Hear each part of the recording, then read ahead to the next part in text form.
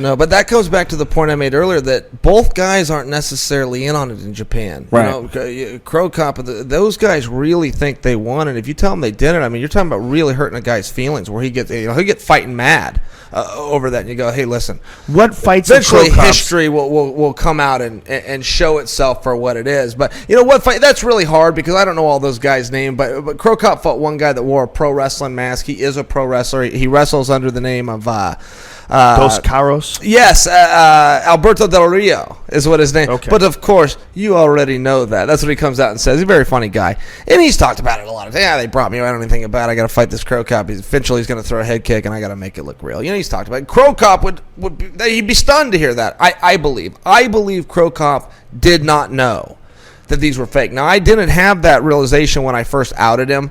I came to when he responded. I thought, you know what?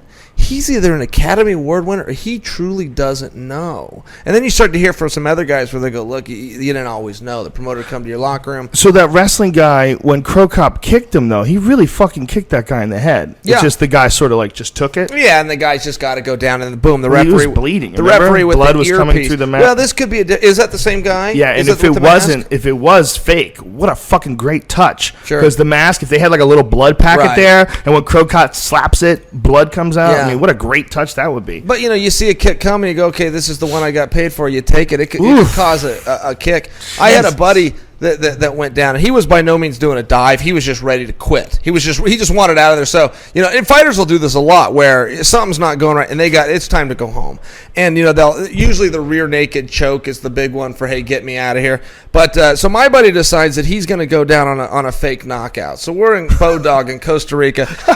This guy named Dan Stevenson, the big Viking guy, used to fight in the UFC a couple times. Dan Christensen, is that what his name was? Anyway, Dan throws the punch. My buddy Jeremiah goes down. The punch missed. Jeremiah goes down. But the referee, Troy Waugh, doesn't catch it in time.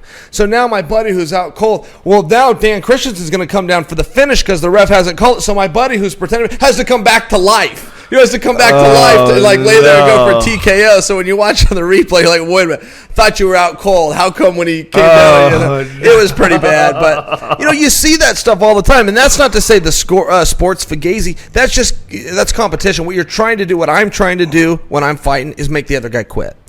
What he has to do when he's ready to quit is make it look like he got, you know, that's just part of it. And nobody wants to talk about that. In fact, one guy did. One guy talked about it in Ohio. And I can't think of what his name was. A former UFC fighter, Rashad, kicked him in the head. Sean Salomon, that's what his name is. Sean talked about, hey, this wasn't my night. I gave him an arm and I tapped out and got out of there. He was very candid. He got in trouble for it. He got in candid because they thought he was throwing a fight.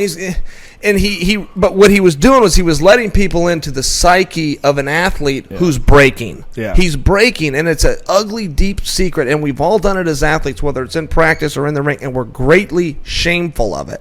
So what he did is he just let people in and goes, look, this is what happened. I broke down mentally. The commissioner comes out and suspends him for it. It's like, well, commissioner, obviously you've never competed. We can see that.